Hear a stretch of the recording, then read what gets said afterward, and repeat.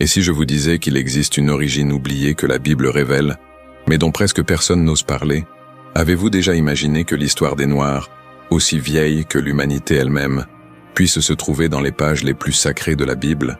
Les récits traditionnels auraient-ils volontairement caché quelque chose qui pourrait bouleverser tout ce que nous pensons savoir sur l'identité, la spiritualité, le sens et l'ascendance? Dans cette vidéo, nous explorerons un mystère caché depuis des siècles, une vérité enfouie sous des interprétations sélectives, des traductions biaisées et un silence historique assourdissant. Nous parlons de l'origine des Noirs selon la Bible, non pas ce qu'on vous a enseigné à l'école, ni ce que les livres d'histoire européens ont rapporté, mais ce que disent réellement les Saintes Écritures. La Bible, lue avec un regard attentif et sans le filtre des préjugés, révèle bien plus que de simples récits spirituels. Elle préserve des codes, des généalogies, des territoires et des lignées directement liées aux Noirs. Et, plus intrigant encore, ces détails ont toujours existé. Mais pourquoi ont-ils été ignorés? Pourquoi les chefs religieux, les théologiens et les historiens abordent-ils si rarement ce point? Quel danger y a-t-il à reconnaître aux Noirs une origine biblique profonde, puissante et surtout prophétique? Ce que vous êtes sur le point de découvrir pourrait changer à jamais votre vision de l'histoire humaine. Dans cette vidéo, nous vous dévoilerons 10 points révélateurs. Nous explorerons d'abord le contexte biblique de la création humaine et la façon dont la situation géographique de l'Éden nous renvoie directement à l'Afrique. Ensuite, nous analyserons la lignée de Cham, fils de Noé, et ses liens avec les peuples africains, souvent sujets à des interprétations biaisées. Nous explorerons ensuite les archives des royaumes d'Éthiopie, de Couche et d'Égypte, montrant comment ces empires bibliques ont des racines noires et étaient des centres de sagesse spirituelle et de civilisation antique. Dans le 4e point, nous mettrons en lumière des personnages bibliques noirs, tels que l'eunuque éthiopien et d'autres noms oubliés des chers modernes. Dans le 5e point, nous aborderons l'apparence physique du peuple hébreu antique, à partir de documents archéologiques et de récits historiques, et comment cette similitude remet en question les stéréotypes raciaux imposés au fil des siècles. Dans la 6e section, nous aborderons l'esclavage comme un phénomène prophétique plutôt que simplement historique, en comprenant le rôle que les Noirs ont joué et jouent encore dans les prophéties bibliques. Ensuite, nous révélerons l'importance des livres apocryphes et la manière dont ils contiennent des indices précieux sur la véritable identité des peuples africains. Dans la 8e section, nous présenterons des preuves montrant que la présence des Noirs dans la Bible a été volontairement effacée ou réinterprétée au fil des siècles. Nous aborderons ensuite le racisme théologique et son utilisation pour justifier les structures de pouvoir, déformant ainsi silencieusement les Écritures. Enfin, nous conclurons par une réflexion approfondie sur l'éveil spirituel des Noirs ces derniers temps et le retour à leurs racines bibliques. Tout cela sera révélé à partir de sources bibliques, de preuves historiques et d'une lecture non censurée des Écritures. Nous ne sommes pas là pour imposer des vérités, mais pour ouvrir la porte aux questions. Si vous pensez qu'il y a quelque chose de plus, quelque chose que vous n'avez jamais entendu sur votre histoire d'origine, alors cette vidéo est pour vous. Suivez-moi jusqu'à la fin, car ce qui suit pourrait changer à jamais votre vision de la Bible et de vous-même. Commençons par le début, là où cette puissante origine a été consignée, oubliée et enfin révélée. Et maintenant que vous êtes arrivés jusqu'ici, je vous invite à faire quelque chose qui peut paraître simple, mais qui est extrêmement puissant. Partagez dans les commentaires ce que cette révélation a éveillé en vous. Qu'est-ce qui vous a le plus marqué? Aviez-vous déjà entendu parler des origines des Noirs selon la Bible? Aviez-vous déjà pressenti que cette histoire cachait quelque chose? Votre opinion peut non seulement enrichir cet espace d'apprentissage, mais aussi aider ceux qui, comme vous, recherchent la vérité libératrice. Si ce contenu vous a interpellé, s'il vous a apporté clarté, connexion ou même des questions que personne d'autre n'a jamais soulevées, alors laissez un « j'aime » dès maintenant. Cela montre à YouTube que ce type de vidéo doit toucher davantage de personnes. C'est le moyen le plus direct de m'aider à continuer de produire des révélations aussi profondes. Et bien sûr, si vous n'êtes pas encore abonné à la chaîne, cliquez sur le bouton « S'abonner » et activez la cloche, car dans les prochaines vidéos, nous continuerons à percer des mystères que la religion traditionnelle n'a jamais osé vous révéler. Ici, on n'apprend pas seulement, on s'éveille. Pour comprendre les origines des Noirs selon la Bible, il est impossible d'ignorer comment, au fil des siècles, les Écritures ont été utilisées, et souvent déformées, pour servir des intérêts particuliers. La Bible est un livre sacré, mais c'est aussi un livre interprété par les hommes. Et les hommes, comme nous le savons, ont leurs défauts, leur contexte, leur système de croyances, et malheureusement, leurs préjugés. Par conséquent, lorsque nous lisons les Écritures avec un regard contemporain, nous devons faire un effort conscient pour nous libérer des filtres culturels, coloniaux et eurocentriques qui leur ont été imposés depuis des générations. Pendant des siècles, la Bible a été monopolisée par de puissantes institutions qui décidaient de ce qui devait ou non être enseigné. Des passages ont été passés sous silence, des personnages ont été blanchis, des territoires ont été dissociés de l'Afrique, et surtout, des identités entières ont été effacées. Il n'est pas étonnant que tant de Noirs à travers le monde aient grandi en se demandant « Où est mon peuple dans la Bible ?» ou « Pourquoi tout ce que je vois est-il représenté comme européen, romain ou du Moyen-Orient moderne ?» Comme si le continent africain avait été exclu de l'histoire sacrée. Mais la vérité est que l'Afrique n'est pas seulement présente dans les Écritures. Elle est un protagoniste à des moments clés du récit biblique. Commençons par les peuples bibliques. Dès le chapitre 10 de la Genèse, nous disposons d'une véritable carte spirituelle de l'humanité, un récit des nations formées à partir des fils de Noé, Sem, Cham et Japheth. C'est ici qu'entre en scène l'un des points les plus obscurs de l'histoire sacrée, la généalogie de Cham. Cham était le père de Cush, de Mizraïm, représentant l'Égypte, de Put et de Canaan. Autrement dit, il est directement lié aux régions africaines, notamment l'Éthiopie, l'Égypte, la Libye et la Palestine. Il est frappant de constater à quel point ces régions sont liées aux racines de Cham. Et pourtant, malgré cela, le lien avec la population noire a été systématiquement démenti par les récits occidentaux. Et c'est précisément en explorant ce moment précis de l'histoire que le nom de Cham prend une résonance plus forte, chargée d'implications qui ont été réinterprétées, voire déformées, au fil des siècles. Cham, le fils de Noé, est un personnage qui dépasse largement la célèbre scène de Genèse 9, où il voit son père nu. En réalité, en explorant les Écritures plus en profondeur, on réalise qu'une lignée entière se développe à partir de lui et qu'elle influence non seulement le paysage biblique, mais aussi les interprétations culturelles, spirituelles et historiques qui ont suivi. La Bible mentionne clairement dans Genèse chapitre 10, le célèbre chapitre sur les nations, que Cham était le père de 4 fils, Cush, Mizraïm, Put et Canaan. Et c'est ici, mon frère, ma sœur, que les choses prennent une dimension plus large. Ces noms ne sont pas que des noms, ce sont des racines ethniques et géographiques. Ils représentent des peuples, des territoires et des civilisations qui ont façonné l'histoire biblique et mondiale. Et si vous pensez qu'il ne s'agit que de histoire ancienne, attendez de comprendre sa résonance aujourd'hui dans les débats sur l'identité, la spiritualité et même le racisme structurel. Commençons par Cush. Avez-vous déjà entendu ce nom? Peut-être, peut-être pas. Mais sachez qu'il est l'ancêtre direct des peuples des régions nubiennes et éthiopiennes. Autrement dit, des peuples africains. La Bible nous dit clairement et sans détour que la lignée de Cham par Cush est intimement liée aux origines de l'Afrique noire. Genèse 10, 6 déclare « Et les fils de Cham, Cush, Mizraïm, Put et Canaan. » Et au verset 7, nous trouvons les descendants de Cush et les fils de Cush, Sheba, Havila, Sabta, Rahama et Sabteka.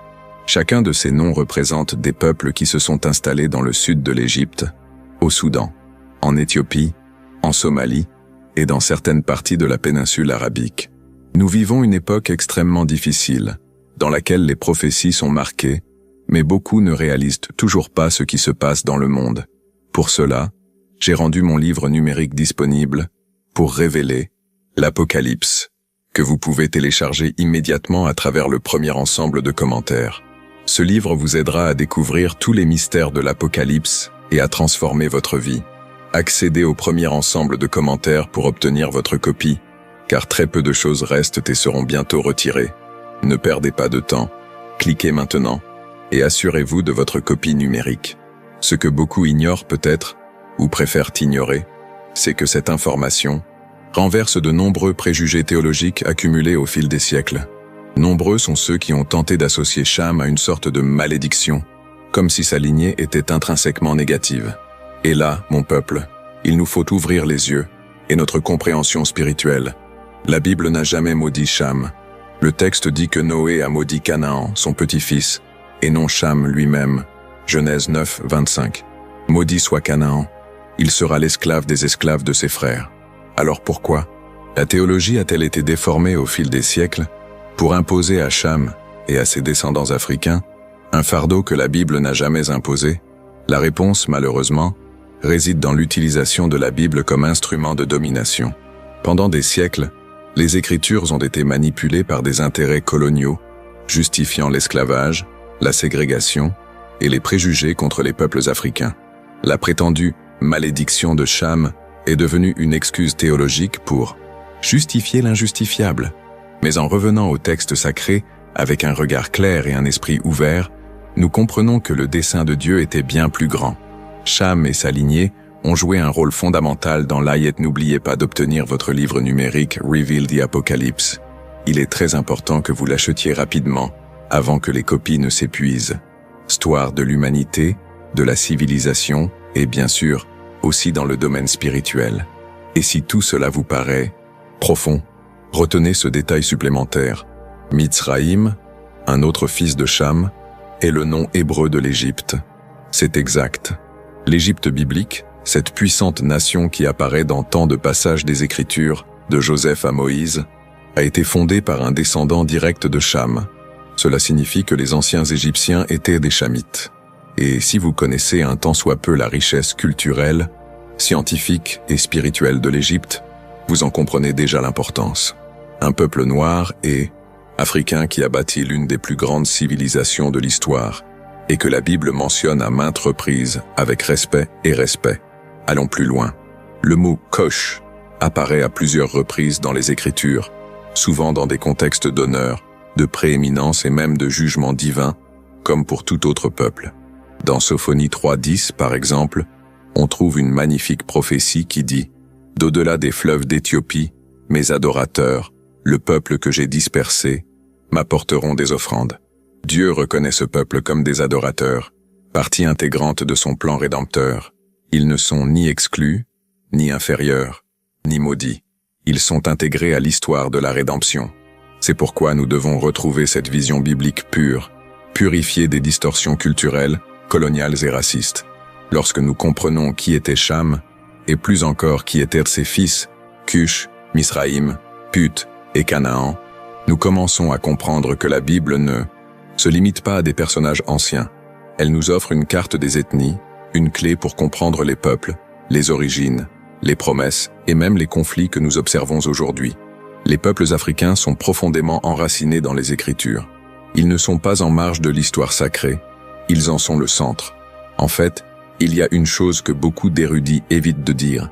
Les descendants de Cham occupèrent des territoires stratégiques dans le monde biblique. Cush s'étendit le long du Haut-Nil. Misraïm consolida l'Égypte. Put se situait dans ce qui est aujourd'hui la Libye et une partie de l'Afrique du Nord.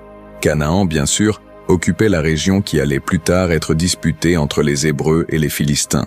Autrement dit, Cham et ses fils occupaient les marges du pouvoir, du commerce, des routes militaires et spirituelles. Ils étaient là. Ils y avaient leur place. Ils étaient importants. Et ne trouvez-vous pas curieux que ce rôle ait été effacé? Des sermons, des théologies traditionnelles et même des films sur la Bible? Mais aujourd'hui, en mettant cela en lumière, nous ne nous contentons pas de retrouver la vérité historique et spirituelle. Nous brisons aussi les chaînes mentales qui limitent encore la compréhension de nombreuses personnes aujourd'hui. Et tout cela est fondé sur les Écritures, sans spéculation creuse. C'est pourquoi je vous encourage à aller plus loin, à lire Genèse 10 avec un regard neuf, à vous demander pourquoi ce chapitre si souvent ignoré contient-il tant de révélations sur les nations et leurs origines? Et plus encore, pourquoi tant d'efforts ont-ils été déployés tout au long de l'histoire pour taire le rôle de Cham et de ses descendants? Et avant de passer à la partie suivante, j'aimerais connaître votre avis sur tout cela. Avez-vous déjà remarqué ce lien entre Cham, Cush et les nations africaines?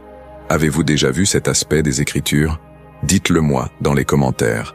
Et si cette révélation vous a semblé pertinente, commentez « Cham faisait partie du plan », juste pour que je sache qui suit cela de près et en profondeur. Et pour mieux comprendre ce lien entre la Bible et les peuples africains, il est nécessaire de s'arrêter et de réfléchir à un nom qui apparaît fréquemment dans les Écritures, mais qui est rarement exploré avec le sérieux et la profondeur qu'il mérite. Cush. Ce nom, que beaucoup lisent rapidement comme un nom parmi tant d'autres difficiles, à comprendre dans l'Ancien Testament, porte en lui une clé puissante pour révéler l'identité noire dans les Écritures. Et lorsque nous comprenons ce qui se cache réellement derrière Cush, quelque chose change en nous. C'est comme si un voile se levait de nos yeux. L'origine du nom Cush est hébraïque. En hébreu, il s'écrit KHVSH, prononcé Cush. Et savez-vous ce que ce nom signifie? Il est directement lié à terre sombre, terre brûlée, ou même homme à la peau sombre. Autrement dit, la racine même du nom porte déjà en elle une identification raciale et géographique. Ce n'est pas une coïncidence, c'est une révélation. La Bible affirme clairement que les descendants de Cush étaient des gens à la peau sombre, habitants d'une région chaude, puissante qui, au fil du temps, a pris le nom de Nubie, d'Éthiopie et, dans une plus large mesure, d'Afrique subsaharienne. Cela change complètement la perspective, n'est-ce pas? Car lorsqu'on nous enseigne les personnages bibliques, combien de fois avons-nous vu des représentations excluant toute trace d'ascendance africaine? Combien d'images, de films et de peintures ont tenté de nous convaincre que les grandes figures de la Bible appartenaient à un profil ethnique et géographique unique? Mais en approfondissant l'étymologie, la géopolitique et la révélation biblique, nous découvrons un portrait bien plus diversifié et riche que celui que l'on nous a jamais présenté. Cush n'était donc pas un simple nom mentionné dans une liste généalogique. Il était le père des nations, responsable de l'origine de peuples qui ont joué un rôle fondamental tout au long du récit biblique. Et pour ceux qui s'intéressent à la géographie biblique, il suffit de consulter une ancienne carte des divisions territoriales post-diluviennes. De nombreux érudits et cartes bibliques montrent que les descendants de Cham occupaient l'Afrique et certaines parties du Moyen-Orient. Cush, plus précisément, s'est installé dans la région qui correspond aujourd'hui au Soudan, à l'Éthiopie, à la Somalie et même à certaines parties de l'Érythrée. Cela signifie que ces nations modernes ont des racines directes dans les personnages bibliques originaux, ce qui est incontournable. Et voici un point très important. Ces liens ne sont pas seulement historiques ou généalogiques, ils sont spirituels. Lorsque la parole de Dieu mentionne l'Éthiopie, par exemple, elle ne parle pas seulement d'un lieu lointain. Elle fait référence à une région à forte présence spirituelle, où des fidèles ont été suscités, où des messagers de la vérité sont passés, et où l'Évangile a été reçu avec foi, avant même d'atteindre Rome ou l'Europe. Avez-vous déjà pensé que l'un des premiers baptêmes rapportés dans le Nouveau Testament, après la résurrection de Jésus, était celui d'un Éthiopien? Nous en parlerons plus tard. Mais souvenez-vous de ce détail. Dieu n'a jamais exclu le peuple africain de son plan. Au contraire, il était là dès le commencement. Pour en revenir aux descendants de Cush, le texte de la Genèse nous apprend qu'il eut des enfants aux noms marquants. Séba, Havila, Rahama, Sabteka, des noms qui devinrent plus tard des nations. Ces nations habitaient la région aujourd'hui identifiée comme la Corne de l'Afrique et le sud de la péninsule arabique. Certains érudits suggèrent même que les descendants de Cush atteignirent également l'Inde antique. Autrement dit, sa lignée fut féconde, vaste et influente. La question brûlante est, pourquoi ce récit n'est-il pas présent en chair? Pourquoi ne figure-t-il pas dans les manuels d'histoire? Pourquoi les Bibles illustrées ne représentent-elles pas Cush et ses fils avec leur peau foncée, leurs traits africains, leurs vêtements et leur culture unique? Il s'agit d'une tentative historique délibérée de museler, ou du moins de diminuer, la présence noire dans les pages sacrées. Et ce n'est pas seulement une erreur, c'est une injustice spirituelle, car, en niant l'ascendance biblique noire, des milliers de personnes sont privées de leur héritage religieux. Et cela doit être dit, cela doit être enseigné, cela doit être mis en lumière, car la libération commence par la connaissance. Lorsqu'un noir lit la Bible et réalise que ses ancêtres sont là, que son peuple n'est pas né de l'esclavage, mais de la royauté, de la spiritualité et de l'alliance avec Dieu, quelque chose en lui est guéri. Il redécouvre sa dignité, son but et sa vocation. Par conséquent, ce message va bien au-delà d'une simple curiosité historique. C'est un appel à la restauration de son identité. Je ne sais pas pour vous, mais quand je lis un verset comme Ésaïe 18:1, qui parle du pays au-delà des fleuves d'Éthiopie, je ne peux plus y voir une simple référence géographique. J'y vois un signe, un rappel, la preuve que les Noirs ont toujours été dans la ligne de mire de Dieu, qu'il n'a jamais ignoré les nations africaines. Au contraire, il a souvent utilisé des rois, des armées et même des eunuques de ces nations pour accomplir ses desseins éternels. Et cela nous amène à une autre observation importante. Pourquoi l'Éthiopie fut-elle l'une des premières nations à embrasser le christianisme? Saviez-vous qu'alors que l'Empire romain persécutait encore les chrétiens, les Éthiopiens adoraient déjà le Dieu d'Israël et reconnaissaient la messianité de Jésus? Ce n'était pas une coïncidence. C'est parce que le cœur de l'Éthiopie était déjà préparé, depuis l'époque de Cush, à un mouvement spirituel. C'est pourquoi aujourd'hui, lorsque nous étudions le mot Cush, nous ne nous contentons pas d'une analyse linguistique. Nous ouvrons les yeux sur un héritage millénaire de foi, de résistance et d'alliance avec le Tout-Puissant. Et si vous m'avez suivi jusqu'ici, dites-moi, cela vous a-t-il interpellé? Ce lien entre Cush, l'Afrique et la Bible prend-il sens maintenant? Écrivez dans les commentaires. Cush n'a pas été oublié. Ou mon origine est dans la parole. Choisissez l'une des deux phrases et commentez ci-dessous. Cela permet à YouTube de comprendre l'importance de ce contenu et sa nécessité de le diffuser davantage. Si vous avez suivi ce voyage avec attention et le cœur ouvert, vous avez déjà compris que rien de ce qui a été révélé jusqu'à présent n'est insignifiant. Et lorsqu'on parle de la pertinence des civilisations noires dans la Bible, il faut aller au-delà des noms et des généalogies. Il faut s'interroger sur l'impact, l'héritage et le rôle prépondérant que l'Égypte, l'Éthiopie et les autres nations chamites ont joué tout au long des Écritures. Impossible de lire la Bible d'un bout à l'autre sans être constamment confronté à la puissance et à l'influence de ces nations noires. Elles n'étaient pas des acteurs secondaires. Elles n'étaient pas en marge de l'histoire. Elles étaient centrales. Elles étaient des puissances. Ils étaient une référence de culture, de sagesse, de richesse et d'autorité.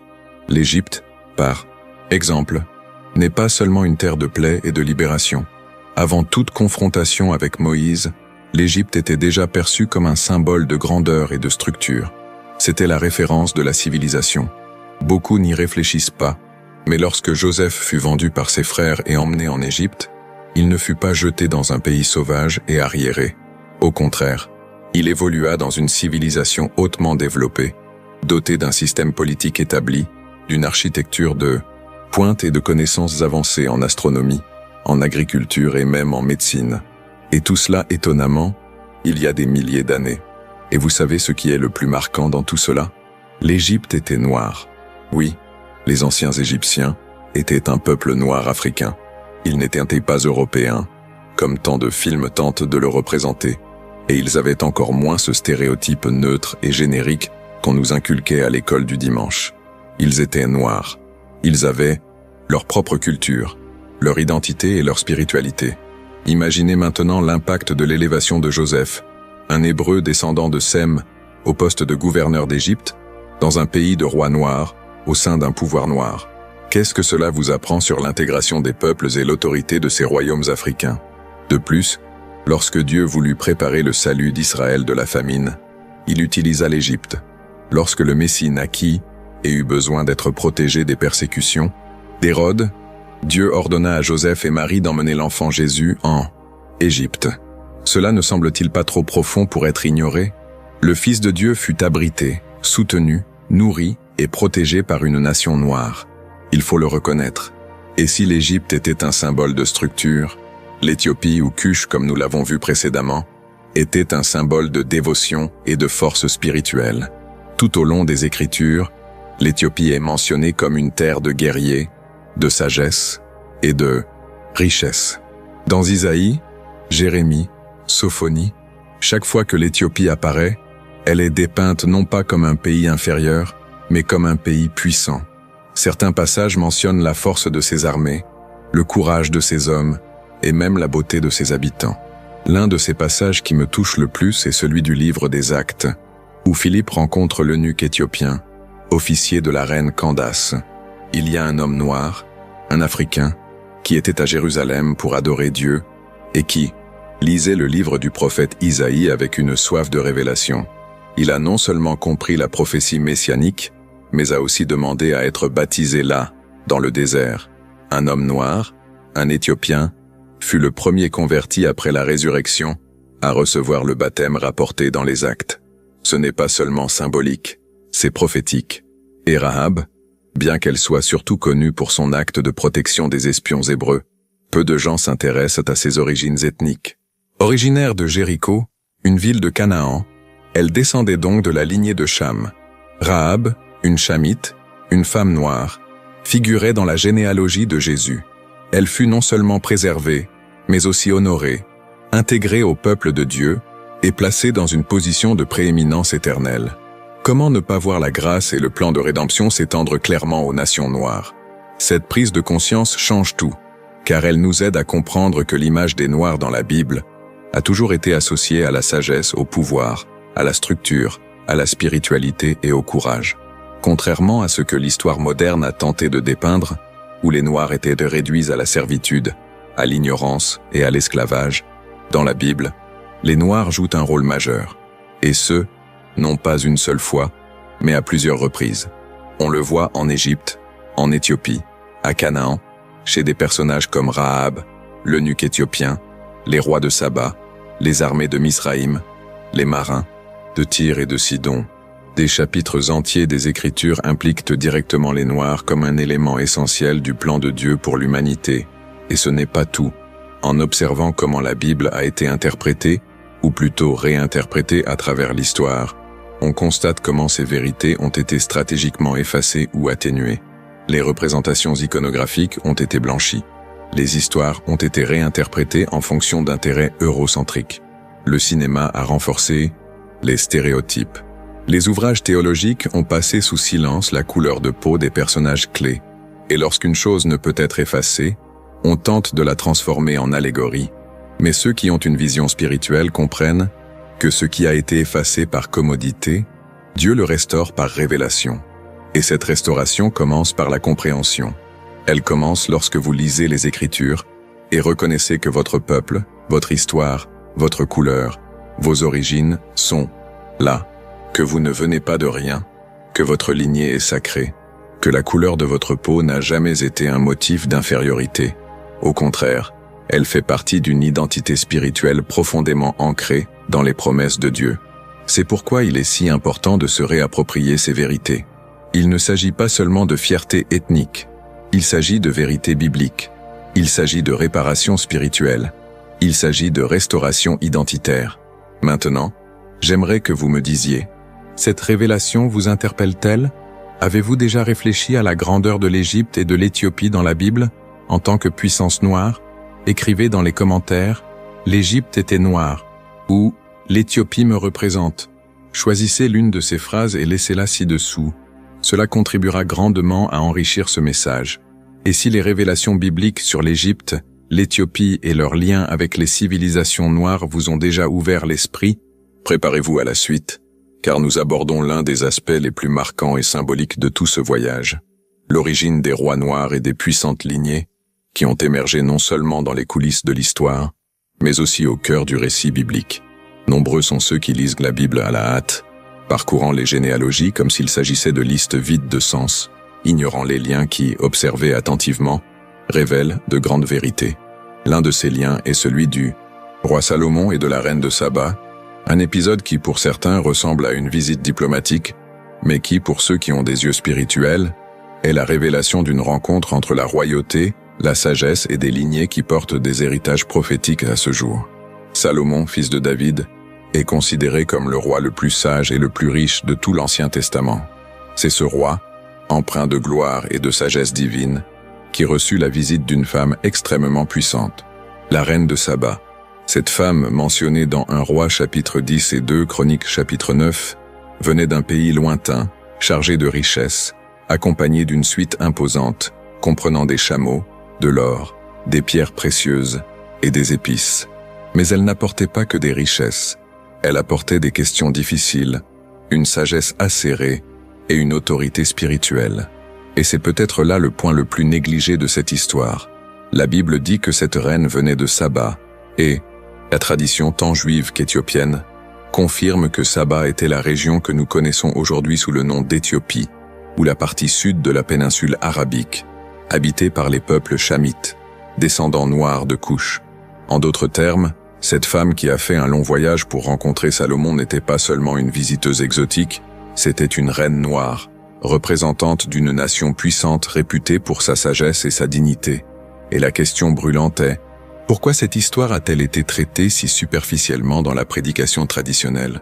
Pourquoi n'est-il pas question de la possibilité que, de cette union entre Salomon et la reine de Saba, naquit une lignée royale qui perdure encore aujourd'hui? Car oui, la tradition éthiopienne est claire. Elle affirme qu'à son retour dans son pays natal, la reine était enceinte de Salomon et donna naissance à un fils nommé Ménélik Ier. Et selon la tradition éthiopienne, Ménélik devint le premier empereur d'Éthiopie et donna naissance à la dynastie salomonienne, une lignée de rois qui se réclamaient de Salomon et, par conséquent, de David. Autrement dit, des rois noirs africains qui se considéraient comme les héritiers légitimes de l'alliance davidique.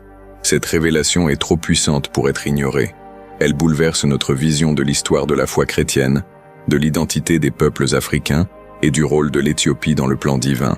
Cette dynastie n'était pas ordinaire. Pendant des siècles, les empereurs éthiopiens ont régné avec cette conviction. Ils portèrent le sang de Salomon. Et cette croyance était si profondément ancrée qu'aujourd'hui encore, nombreux sont ceux qui reconnaissent le dernier empereur d'Éthiopie, Haïlé Sélassié, comme un membre de cette lignée. Un homme noir à la foi profonde, porteur non seulement d'une couronne, mais aussi de la certitude d'appartenir à une promesse ancienne. Et si nous pensons qu'il ne s'agit là que d'un mythe, d'une légende ou d'une tradition populaire, il est bon de rappeler que la Bible elle-même confirme que Salomon avait avec lui de nombreuses femmes et enfants étrangers. Il ne serait pas absurde d'imaginer qu'avec une reine aussi respectée que celle de Saba, il existait une alliance plus profonde. De plus, les Écritures montrent que Salomon entretenait des relations avec des femmes moabites, ammonites, édomites, sidoniennes et hittites, des peuples voisins aux cultures et ethnies distinctes, dont beaucoup avaient la peau foncée. Cela bouleverse l'image d'une royauté homogène et eurocentrique qu'on nous a enseignée. Nous sommes ici en présence d'un mélange de cultures, de sagesse et de couleurs, une diversité ethnique qui révèle que le trône d'Israël à cette époque était déjà un symbole d'inclusion et non d'exclusivité. Et ce n'est pas tout. Le Cantique des Cantiques, que beaucoup considèrent comme un livre poétique sur l'amour, offre une preuve éclatante de ce métissage. La femme qui y est décrite à la peau foncée est célébrée, non cachée. Elle dit « Je suis brune, mais belle ». Cantique des Cantiques 1.5. La traduction hébraïque originale montre que le mot « foncé » fait ici référence à sa couleur de peau foncée. Et elle n'en a pas honte. Au contraire, elle s'affirme. Cette valorisation de la beauté noire venant du roi Salomon lui-même déconstruit les récits racistes qui tentaient d'associer la couleur de peau à l'infériorité. La Bible fait le contraire. Elle exalte la beauté noire. Et cela nous amène à réfléchir aux puissantes lignées issues de ces liens. L'Éthiopie est devenue un centre de spiritualité chrétienne, bien avant de nombreuses nations européennes. Le christianisme y est arrivé dès les premiers siècles et s'y est profondément enraciné, donnant naissance à des églises, des écoles, des traditions et des écrits qui ont survécu à l'épreuve du temps, même face aux persécutions. La Bible éthiopienne est l'une des plus anciennes au monde. Le canon éthiopien contient des livres exclus de la tradition occidentale.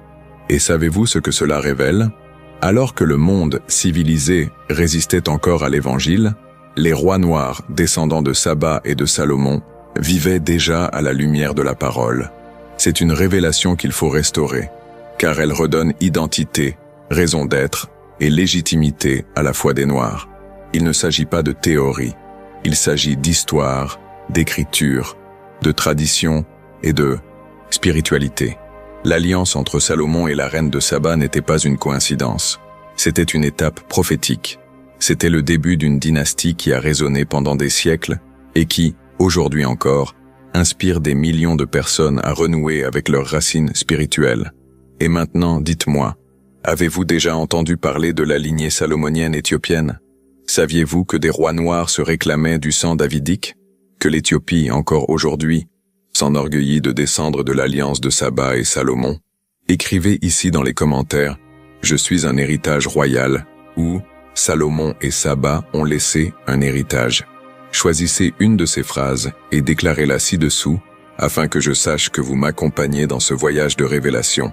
Arrivé à ce point, vous vous demandez peut-être si tout cela est si clair dans la Bible, les noms, les peuples, les régions, les rois, les généalogies, les liens spirituels. Pourquoi alors cette vérité a-t-elle été cachée si longtemps? Pourquoi cette information n'apparaît-elle pas dans les sermons les plus courants, dans les ouvrages de théologie les plus populaires, dans les cours bibliques des églises traditionnelles? C'est précisément à ce stade que nous entrons dans l'une des étapes les plus délicates, mais aussi les plus libératrices, de ce voyage, le silence historique. Et j'ai besoin que vous restiez avec moi avec toute votre attention maintenant, car ce que nous allons révéler ici affecte profondément les structures qui ont été construites au fil des siècles pour empêcher les Noirs d'accéder à leur véritable identité spirituelle. Ce qu'il faut comprendre, c'est qu'à travers l'histoire, la Bible a été utilisée différemment selon les contextes. Et bien que la parole de Dieu soit pure et vraie, les hommes qui l'ont manipulée n'étaient pas toujours animés par l'Esprit de Dieu. Il fut un temps, surtout à partir du Moyen Âge, et plus intensément pendant la période de la Grande Navigation et de la colonisation européenne, où l'écriture était utilisée comme un instrument de contrôle, et non de libération.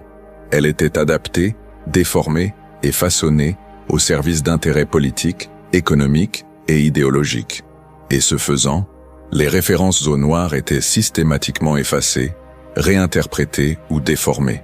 À leur arrivée sur le continent africain, les colonisateurs européens ont découvert des civilisations structurées, des cultures riches, une spiritualité profonde et, bien sûr, une connaissance biblique déjà existante.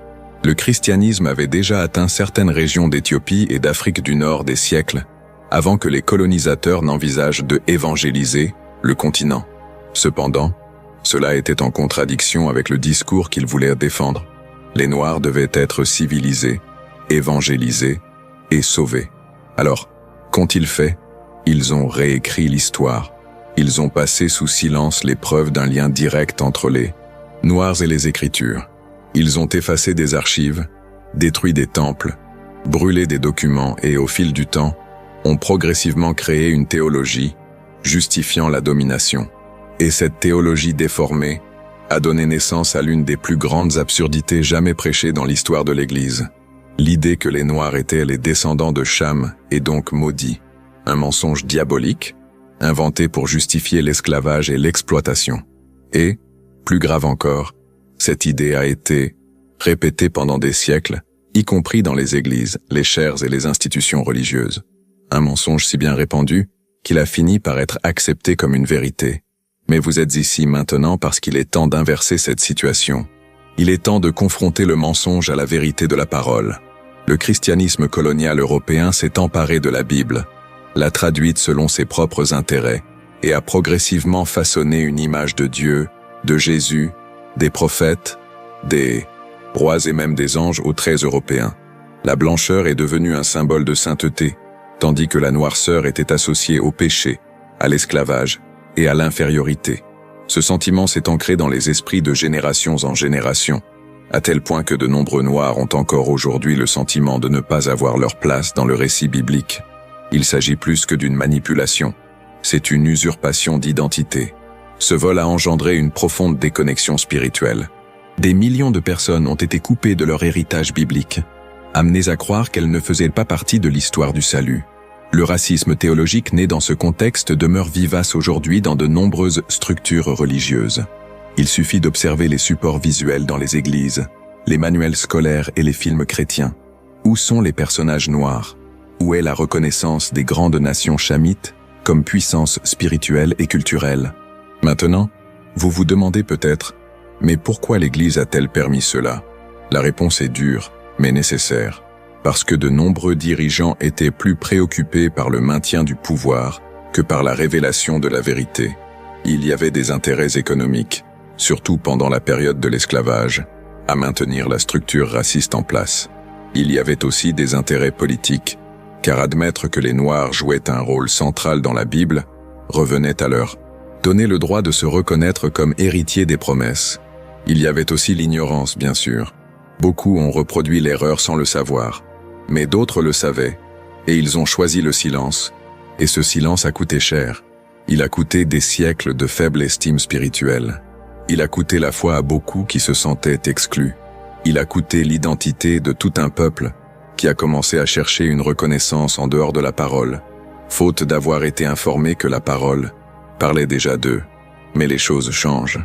Le Saint-Esprit suscite des hommes et des femmes prêts à rétablir la vérité, à révéler ce qui était caché, à proclamer ce qui était passé sous silence. Nous vivons une époque prophétique de reconnexion, où les fils et les filles de Cush retrouvent la place d'honneur qui leur a toujours été réservée dans les Écritures. Et c'est peut-être pour cela que vous êtes ici, à regarder cette vidéo, parce qu'au fond de vous, vous avez toujours eu le sentiment qu'il manquait une pièce à ce puzzle, parce qu'à un moment donné de votre cheminement de foi, vous vous êtes demandé « Où suis-je dans cette histoire ?» Et maintenant, vous commencez à réaliser que la réponse a toujours été dans la Bible, mais qu'elle a été obscurcie par des siècles de silence et de distorsion. Et plus vous approfondissez, plus vous comprenez. Ce qui m'a été enlevé est en train d'être restauré. Et cette restauration va au-delà de la connaissance. Elle apporte la guérison. Guérison de l'esprit, du cœur et de la foi. Elle redonne un but. Elle ravive la flamme de l'identité spirituelle. Et lorsque cela se produit, il n'y a plus de retour en arrière possible. Vous commencez à voir la Bible avec un regard neuf. Vous vous reconnaissez dans les textes.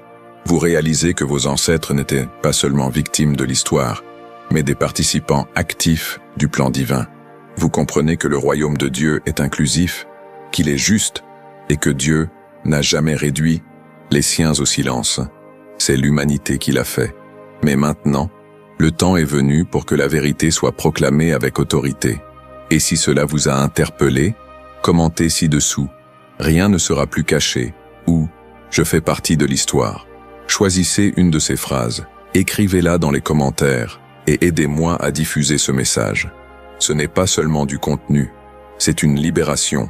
Lorsque la vérité commence à se révéler à travers la parole, elle résonne aussi, au-delà, dans les domaines où les hommes ont tenté de dissimuler les traces du passé. Et c'est à ce stade de notre voyage que nous pénétrons un territoire que beaucoup évitent par crainte de ce qui sera découvert, l'archéologie et la génétique. Car c'est une chose d'entendre un sermon qui tente d'effacer ses origines. C'en est une autre de voir que la terre, les ossements, les pierres, les structures anciennes, les parchemins et même le sang des hommes disent ce que la religion a si longtemps passé sous silence. Le temps est venu de donner la parole aux faits, et les faits sont puissants. Pendant des siècles, les colonisateurs et interprètes européens de la Bible ont créé une image déformée des personnages sacrés. Ils ont peint un Jésus aux yeux bleus, à la peau claire et aux cheveux lisses. Ils ont créé des apôtres aux traits occidentaux, ignorant totalement la géographie, la génétique et le contexte socio-culturel du Moyen-Orient. Mais l'archéologie a toujours été là, silencieuse, témoin fidèle de l'inadéquation entre l'histoire racontée et les faits enfouis. Et aujourd'hui, grâce au progrès de la science et de la technologie, ces voix du passé sont exhumées, littéralement, pour révéler ce qui s'est réellement passé. Lors de fouilles menées au fil des siècles dans des régions comme l'Égypte, le Soudan, l'Éthiopie, Israël et leurs environs, d'innombrables artefacts ont été découverts, témoignant de la présence, de la force et de l'identité des Noirs dans les récits bibliques. Peintures funéraires, statues aux traits clairement africains, ustensiles du quotidien, inscriptions rupestres mentionnant les noms et les rois liés à la lignée de Cush. Les témoignages visuels, laissés par les Égyptiens, par exemple, montrent clairement que les peuples à la peau foncée occupaient des postes d'autorité, de royauté et de prêtrise. Le temple de Karnak, les tombeaux de Luxor et même les ruines de Méroé, capitale de l'ancien royaume de Cush, témoignent à qui veut. L'entendre que la Bible et l'histoire ont toujours parlé du même peuple, des Noirs, aux traits africains, impliqués dans les grandes décisions spirituelles et politiques de l'époque. Ces preuves, auparavant ignorées ou discréditées, sont aujourd'hui réinterprétées à la lumière de la vérité. Et l'archéologie n'est pas seule dans cette mission. La génétique est entrée en scène, apportant avec elle des données concrètes sur les origines, les migrations et l'héritage ethnique qui déconstruisent les récits eurocentrés construits au cours des derniers siècles.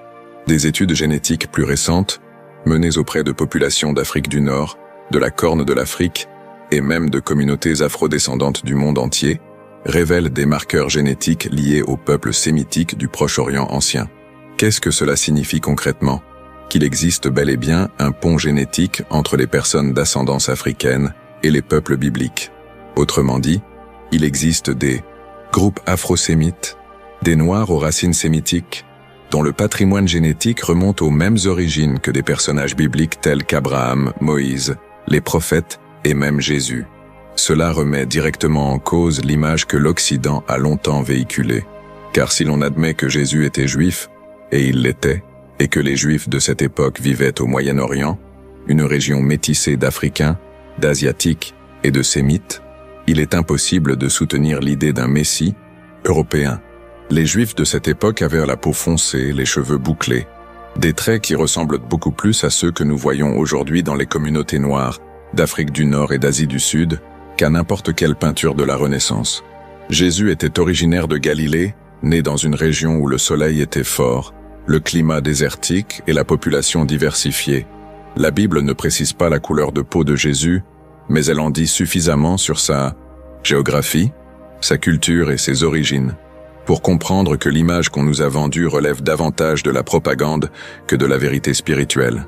Et ce contraste entre ce que l'on croyait et ce qui est aujourd'hui prouvé suscite un profond éveil chez de nombreux fils et filles de Dieu. Car la science, longtemps utilisée pour éloigner les gens de la foi, les aide aujourd'hui à renouer avec leur identité spirituelle. Les groupes afro-sémites, par exemple, marginalisés pendant des siècles, se mobilisent aujourd'hui grâce à une prise de conscience, des études, des recherches et des preuves. Il s'agit de communautés du Nigeria, d'Éthiopie, du Soudan, du Mozambique et du Ghana qui ont préservé des traditions similaires aux traditions juives, même sans contact direct avec l'Israël moderne. Et lorsque les scientifiques ont étudié leurs origines, ils ont découvert des gènes communs avec des populations du Moyen-Orient. Coïncidence? Non. Un lien spirituel et ancestral. Même les Juifs, Éthiopiens, connus sous le nom de Bêta Israël, ont longtemps été rejetés par Israël, jugés pas assez juifs en raison de leur apparence et de leurs origines africaines. Mais, sous la pression internationale et la confirmation de traditions préservées, l'État d'Israël a reconnu leurs origines juives et a permis à des milliers d'entre eux de retourner en terre promise. Un peuple noir, aux coutumes juives, revendiquant la descendance de tribus anciennes. Cela était déjà prophétisé, et cela montre que les Noirs sont intégrés à l'ensemble du récit de la promesse, non pas en marge, mais au cœur de l'histoire. Alors vous voyez, l'archéologie le confirme, la génétique le confirme, les traditions le confirment, la Bible l'a toujours confirmé. Ce qui manquait, c'était le courage de le dire à voix haute. Et c'est pourquoi cette vidéo est plus qu'une simple exposition. C'est un acte prophétique, car en creusant les décombres du mensonge, nous découvrons les pierres vivantes de la vérité. Et chaque preuve, chaque donnée, chaque fragment qui apparaît sous terre ou dans le sang humain, prouve que l'identité des Noirs a été écrite par Dieu bien avant d'être déformée par les hommes. Maintenant, j'aimerais avoir votre avis. Qu'est-ce qui vous a le plus marqué dans cette exploration approfondie des preuves archéologiques et génétiques? Saviez-vous déjà que des études relient les personnes d'ascendance africaine au peuple biblique? Commentez ci-dessous avec l'une de ces phrases. La science confirme la Bible, ou je suis un descendant de la promesse. Jusqu'à présent, nous avons exhumé les racines, démantelé les mensonges, présenté des preuves et restauré l'honneur d'une puissante lignée. Mais si vous pensiez que la présence noire dans les Écritures se limitait à l'Ancien Testament, vous vous trompez. Le Nouveau Testament, que beaucoup considèrent comme le début de l'ère de la grâce, du salut et de l'accomplissement des promesses messianiques, est également profondément lié au personnage noir, à l'Afrique et à la confirmation que Dieu n'a jamais effacé le rôle de ce peuple dans le plan de rédemption. Le problème est que, une fois de plus, ces présences ont été cachées, reléguées au second plan du récit, traitées comme des notes de bas de page, alors qu'en réalité, elles sont des piliers centraux de l'action de Dieu au premier temps de l'Église. L'un des épisodes les plus marquants du livre des Actes est la rencontre entre Philippe et l'eunuque éthiopien. Cet homme, officier de la reine Candace d'Éthiopie, n'était pas un homme ordinaire. C'était un haut fonctionnaire, responsable du trésor d'une nation puissante, ce qui indique déjà que l'Éthiopie demeurait une nation d'influence spirituelle et économique. Il possédait autorité, sagesse, et surtout, il avait soif de Dieu. La Bible dit qu'il se rendit à Jérusalem pour adorer. Ce seul fait contredit l'idée que les Africains étaient des païens éloignés de la foi. Il cherchait déjà le Dieu d'Israël. Il lut le prophète Isaïe sur son char. Et ce n'était pas une lecture superficielle. Il voulait comprendre, s'immerger et savoir. Et puis le Saint-Esprit pousse Philippe à s'approcher de cet homme. Et voyez comme c'est intéressant. Philippe n'a pas été envoyé vers un prêtre, un scribe ou un pharisien. Il a été envoyé vers un homme noir, un Africain d'origine chamitique. À ce moment-là, il explique le message de l'Évangile, révélant que la prophétie d'Isaïe s'est accomplie en Jésus-Christ, et l'eunuque touché par la révélation demande « Qu'est-ce qui m'empêche d'être baptisé ?» Et là, à mi-chemin, il descend dans l'eau et devient l'un des premiers convertis recensés après la résurrection du Christ. Ce n'est pas une coïncidence, c'est prophétique. Ce baptême marque le début de l'expansion de l'Évangile parmi les nations, et il fut donné par un Africain, un Noir. L'histoire montre qu'il retourna en Éthiopie et y planta des graines qui portèrent des fruits pendant des siècles. C'est pourquoi l'Éthiopie est l'une des plus anciennes nations chrétiennes du monde. L'Évangile y est parvenu non par imposition coloniale, mais par révélation spirituelle, par l'intermédiaire d'un homme assoiffé de parole et directement touché par l'Esprit. Comment ne pas en être conscient? Comment ne pas percevoir la dignité divine de ce récit? L'eunuque éthiopien est un symbole de foi, de recherche, de réponse et de mission. Il représente tous ceux qui ont été oubliés par la religion mais dont Dieu se souvient. Et si cela vous paraît déjà assez fort, préparez-vous pour le nom suivant. Dans Acte 13, alors que les dirigeants de l'église d'Antioche sont réunis pour jeûner et prier, cherchant des orientations pour l'envoi missionnaire, un détail apparaît que la plupart des gens ignorent. La Bible mentionne Siméon, appelé Niger. Et ce détail, ce mot, a un poids qu'il faut démêler. Niger est un mot d'origine latine qui signifie noir. Autrement dit, Siméon était noir. Et il n'était pas là en tant qu'assistant ou auditeur. Il était l'un des dirigeants de l'Église qui recevait les instructions du Saint-Esprit. Il faisait partie de l'équipe qui décida d'envoyer Paul et Barnabas. Cela signifie que, dès les débuts de l'Église chrétienne, des hommes noirs étaient à l'avant-garde, écoutant la voix de Dieu, prenant des décisions et participant à l'action de l'Esprit. Mais avez-vous déjà entendu des sermons sur Siméon, Niger? L'avez-vous vu représenté dans des films, des séries ou des supports pédagogiques chrétiens? Probablement pas, car cette vérité a été occultée.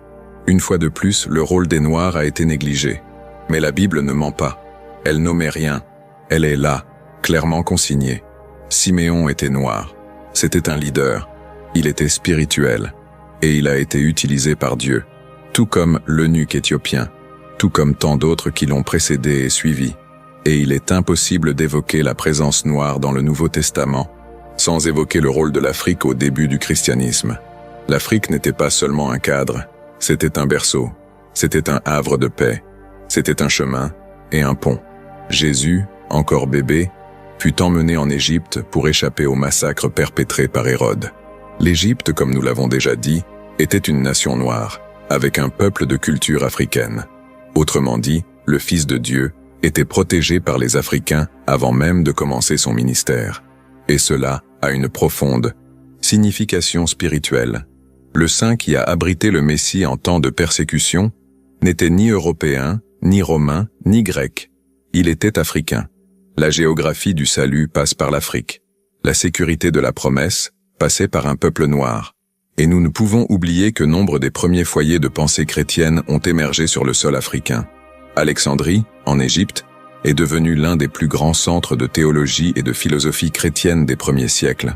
Des théologiens, comme Origène, Athanase et Augustin, figures fondamentales de la formation de la doctrine chrétienne, ont vécu et œuvré en Afrique. Cela montre que le continent africain a non seulement accueilli la foi, mais a aussi contribué à la façonner, à la réfléchir et à la systématiser. L'Afrique a joué un rôle actif dans le christianisme primitif, et cette voix doit être honorée et non oubliée. Et toute cette présence noire dans le Nouveau Testament rompt le cycle de l'invisibilité, car elle montre que, dès le commencement, dès les premiers baptêmes, les premiers offices, les premières prières et les premiers jeûnes, des Noirs étaient présents. Des hommes et des femmes à la peau foncée, de culture africaine, originaires de Cush, Cham et Saba, participant à la formation de l'Église. Non pas comme invités, mais comme piliers. Non pas comme spectateurs curieux, mais comme élus. Si vous êtes arrivés jusqu'ici, dites-moi ce qui vous a le plus touché dans ce passage. Le baptême de l'eunuque, le leadership de Siméon, la protection africaine de l'enfant Jésus. Écrivez ici dans les commentaires, nous avons toujours été dans l'histoire, où l'évangile est aussi nôtre. Choisissez l'une de ces expressions et commentez maintenant afin que nous puissions faire résonner ce message. Après tout ce qui a été révélé jusqu'à présent, une question inévitable commence à résonner dans le cœur de ceux qui suivent ce cheminement avec sincérité et un œil spirituel ouvert. Si la présence des Noirs est attestée dans les Écritures, de la Genèse aux Actes des Apôtres, si rois, reines, prêtres, prophètes et disciples sont issus de lignées africaines ou chamites, si la science, l'archéologie et la Bible elle-même confirment ce lien, alors qu'est-ce que cette vérité change dans notre identité spirituelle aujourd'hui? Cette question est essentielle, car il ne s'agit pas seulement de connaissances intellectuelles ou historiques.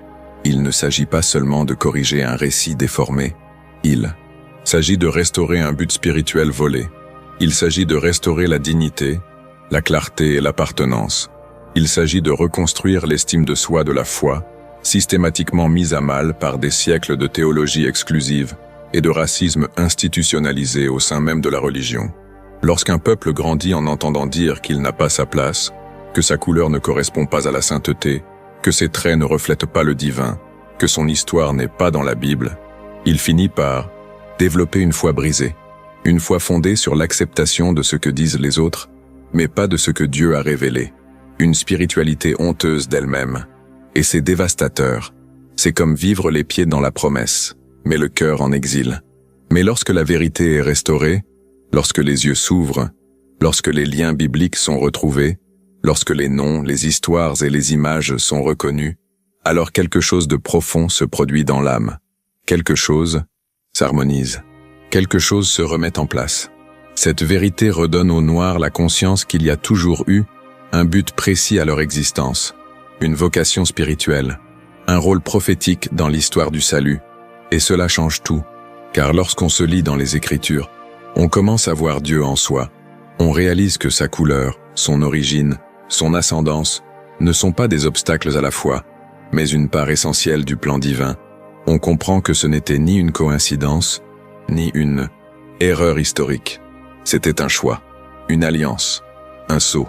Considérez un instant l'impact de savoir que des rois noirs ont été utilisés par Dieu, que Jésus a été accueilli par une nation africaine, qu'un eunuque éthiopien a été le premier converti après la résurrection, qu'un chef nommé Siméon Niger a participé aux décisions apostoliques. Comment cela transforme-t-il votre façon de prier? Comment cela change-t-il votre façon de lire les Écritures? Comment cela guérit-il les blessures ouvertes par des années d'exclusion et de silence? La réponse est simple. La guérison commence là où la vérité est révélée. Et la vérité, c'est qu'il existe une force spirituelle spécifique chez les Noirs. Une force de résistance, une spiritualité profonde, une connexion avec l'invisible. Durant les périodes les plus sombres de l'esclavage, alors que les corps étaient enchaînés, les cœurs priaient, les yeux fermés, mais l'esprit criait. Chants dans les quartiers d'esclaves, louanges dans les champs de coton, prières au petit matin. Tout cela était la manifestation prophétique d'un peuple qui, même sans accès à la Bible écrite, portait en lui la Bible vivante. Cela ne vient pas d'aujourd'hui. Cela vient des racines. Cela vient de Cham. Cela vient de Cush. Cela vient de Saba. Cela vient d'Égypte, d'Éthiopie, de Canaan. Les Noirs ont toujours eu une spiritualité inébranlable. Et c'est cette force spirituelle qui doit être reconnue, célébrée et enseignée dans les églises. Il est temps de cesser de considérer la présence noire dans les Écritures comme quelque chose d'accessoire ou de secondaire. Les Noirs ont un rôle prophétique. Ils ont une mission spirituelle. Ils ont autorité dans les lieux célestes. Et cette conscience doit être activée. Ce qui a été effacé par les théologiens coloniaux, le Saint-Esprit le réactive aujourd'hui. Et c'est pourquoi nous sommes là. Car cette vidéo n'est pas seulement un contenu, c'est un appel. Un appel aux hommes et aux femmes noires à renouer avec leurs origines spirituelles et à comprendre que Dieu ne les a jamais exclus. C'est le système qui les a exclus. C'est le colonisateur qui les a réduits au silence.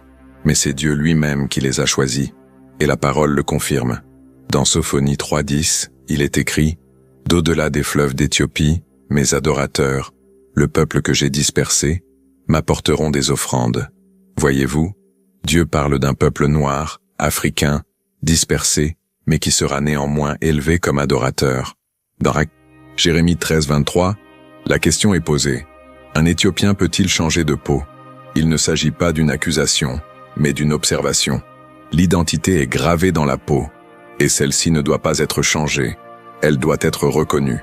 Dans Cantique des Cantiques 1.5, la femme dit « Je suis brune et belle ». Autrement dit, la couleur de peau ne diminue pas la beauté, elle la révèle. Et dans Actes 17.26, Paul déclare « D'un seul homme, il a fait habiter toutes les nations d'hommes sur la face de toute la terre. Cela nous rend égaux devant le Créateur, mais nous honore aussi dans notre singularité. Et s'il existe un peuple qui s'est forgé dans le feu de l'oppression sans jamais perdre sa foi, c'est bien le peuple noir. S'il existe un peuple qui a été déshumanisé sans jamais perdre sa dignité spirituelle, c'est bien le peuple noir. S'il existe un peuple qui a été rejeté par les hommes, mais accepté par Dieu, c'est bien le peuple noir. Et savoir cela transforme votre façon de vivre votre foi. Car grâce à cette compréhension, vous priez avec plus d'autorité, vous louez avec plus de conscience, vous lisez la Bible avec plus de révélation, vous évangélisez avec plus de courage, vous cessez d'être spectateur et devenez acteur de votre spiritualité. Cela a aussi un impact direct sur la façon dont vous élevez vos enfants, sur votre positionnement dans la société, sur votre résistance au racisme et sur la compréhension de votre vocation. Il ne s'agit plus d'appartenir à un groupe religieux qui vous tolère. Il s'agit de savoir que vous faites partie de la lignée royale, de la semence de la promesse, de la généalogie de la foi. Cela vous donne du pouvoir, vous fortifie et vous guérit. Et c'est pourquoi cette révélation doit être diffusée. Car plus les gens seront informés, plus les chaînes tomberont, plus les cœurs seront touchés, plus les voiles seront déchirés. Et davantage d'hommes et de femmes noirs se lèveront pour prier, adorer, étudier la parole, évangéliser, exercer des ministères prophétiques et exercer l'autorité spirituelle. Le renouveau que beaucoup attendent a déjà commencé, et il est entre les mains de ceux qui ont décidé de ne plus accepter une foi sans identité. Maintenant, j'aimerais que vous me disiez ce que vous pensez de cette révélation qu'a éveillé en vous. Vous êtes-vous déjà senti exclu de l'histoire du salut? Commentez ici avec l'une de ces phrases « Ma foi a une couleur et un but » ou « Dieu a toujours compté sur moi ». Écrivez ci-dessous et faisons en sorte que cette vérité résonne sur les réseaux sociaux. Et si vous ne l'avez pas encore apprécié, vous savez déjà quoi faire. Compte tenu de tout ce qui a été révélé jusqu'à présent, vous vous demandez peut-être s'il existe tant de preuves spirituelles, archéologiques et bibliques de l'origine divine et du rôle prophétique des Noirs dans les Écritures. Pourquoi cette vérité a-t-elle été si violemment cachée? Pourquoi tant de siècles de silence, d'omission, de déformation et de manipulation? Pourquoi tant d'efforts pour effacer les traces, les noms, les visages, les histoires et la participation active des Noirs au plan de la rédemption? La réponse, mes frères et sœurs, va bien au-delà de la politique ou de l'histoire. Elle touche au domaine du combat spirituel. Et c'est là que nous devons garder les yeux grands ouverts. Ce à quoi nous sommes confrontés n'est pas seulement un récit erroné. C'est une stratégie maléfique. Une véritable conspiration spirituelle visant à effacer l'identité, la foi et la raison d'être d'un peuple porteur d'une puissante vocation depuis la Genèse. L'ennemi a toujours attaqué tout ce qui menace ses plans. Depuis l'Éden, Satan agit avec un objectif clair, éloigner l'humanité de son origine divine et détruire l'image et la ressemblance du Créateur sur terre. Et ce n'est pas un hasard si l'un des peuples les plus persécutés, marginalisés, asservi et réduit au silence de l'histoire est précisément le peuple noir, celui dont les racines sont profondément ancrées dans les généalogies bibliques, celui qui descend de rois, de prêtres, de prophètes et de guerriers, celui qui a résisté avec foi pendant des millénaires, même lorsque tout autour d'eux affirmait le contraire. Le diable sait que lorsqu'un peuple se reconnaît spirituellement, il s'élève avec autorité. C'est pourquoi il tient tant à effacer l'identité noire des Écritures, car un peuple sans identité spirituelle est plus facile à manipuler. Il est plus facile de rester prisonnier de la peur, de la honte et de l'oppression, mais un peuple qui se reconnaît comme partie prenante du plan divin, comme héritier de la promesse, comme nation élue, comme sacerdoce royal, celui-là devient dangereux pour l'enfer, car là où il y a identité, il y a autorité, là où il y a connaissance, il y a libération, et là où il y a foi éveillée, il y a transformation. Ce combat n'a pas commencé maintenant, et il ne se terminera pas avec une vidéo. Il est ancien, et spirituellement parlant, il est directement lié à la fin des temps. Apocalypse 12 dit que le dragon sera furieux contre la femme et fera la guerre à ses enfants, ceux qui gardent les commandements de Dieu et ont le témoignage de Jésus.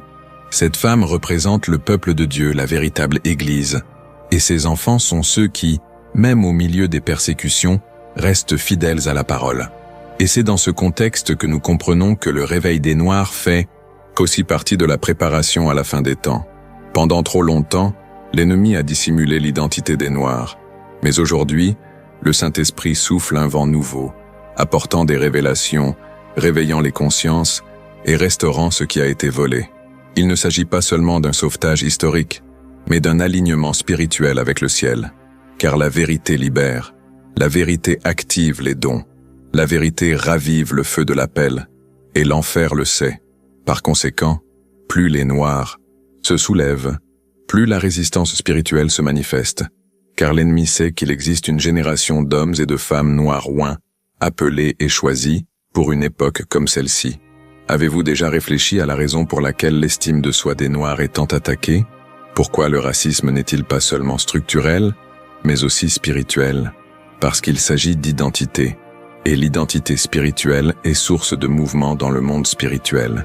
Lorsque les Noirs comprennent qu'ils ne sont pas un peuple oublié, mais un peuple scellé par Dieu dès l'origine, ils cessent de mendier pour être acceptés dans les systèmes religieux et commencent à agir avec autorité dans le royaume. Ils comprennent qu'ils n'ont pas besoin de se conformer à une théologie colonisatrice, car la révélation divine se trouve dans leur propre ascendance spirituelle. C'est la conspiration spirituelle que beaucoup ne voient pas. Un projet vieux de plusieurs siècles visant à briser le pont entre les Noirs et leur vocation spirituelle. Mais ce plan s'effondre, car chaque fois que quelqu'un regarde un contenu comme celui-ci, chaque fois qu'un esprit s'ouvre, un cœur brûle, une Bible lue avec un regard neuf, les chaînes invisibles sont brisées, et les yeux s'ouvrent, et la foi est restaurée, et l'armée est formée, et lorsque ces gens se lèveront pleinement, l'enfer ne résistera pas. Satan craint les Noirs, non pas à cause de leur couleur, mais à cause de l'héritage spirituel qu'elle représente. Il craint les louanges qui s'élèvent des favelas, les prières qui s'élèvent des ruelles, l'onction qui descend des terreiros convertis, les mères noires qui intercèdent au petit matin, les jeunes noirs qui proclament l'évangile dans les rues. Il sait qu'il y a quelque chose de prophétique dans l'ADN de ces gens, quelque chose d'irréductible, quelque chose qui vient de loin, quelque chose qui vient du ciel. Par conséquent, plus il y a de persécutions, plus il y a de renouveau, plus il y a d'effacement, plus il y a de révélation. Plus on essaie de nous réduire au silence, plus nos voix s'élèvent. Car nous ne sommes pas ici pour plaire au système, nous sommes ici pour accomplir un but, une vocation, une mission. Et cette vocation est collective. Dieu rassemble les siens, de toutes tribus, langues et nations. Mais il restaure d'abord ce qui a été le plus blessé, et les Noirs ont été profondément blessés. Mais maintenant, ils sont guéris, et la guérison apporte le feu, et le feu apporte le mouvement. Et peut-être qu'en ce moment même, vous ressentez ce feu. Vous sentez que quelque chose en vous s'enflamme, que ce message n'est pas une simple information, c'est un appel, que vous n'êtes pas là par hasard, que cette parole est une réponse à une prière, que cette vidéo est le signe que vous avez demandé. Alors comprenez bien, c'est un combat spirituel. Mais vous ne combattez pas seul. Dieu vous donne l'identité, la révélation et l'autorité. Et lorsque ces éléments se combinent, l'ennemi perd le contrôle. Maintenant, dites-moi, avez-vous déjà compris cette lutte comme faisant partie d'une guerre spirituelle? Cela vous semble-t-il logique? Commentez ci-dessous. Je m'élève avec identité ou ma foi est une résistance spirituelle.